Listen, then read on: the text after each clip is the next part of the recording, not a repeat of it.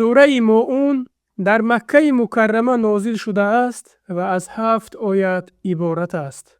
بسم الله الرحمن الرحیم أرأيت الذي يكذب بالدين به نام الله بخشاینده مهربان. آیا دیدی آن را که روز جزا را دروغ می شمارد؟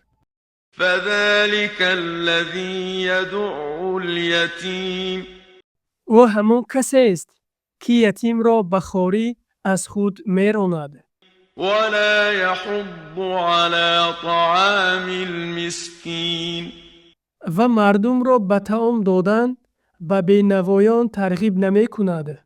پس چگونه او از جانب خود وی را طعام دهد؟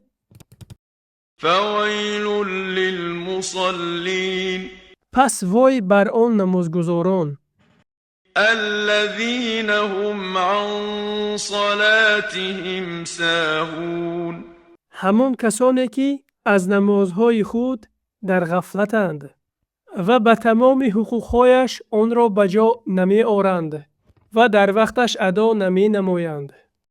الذين هم يراءون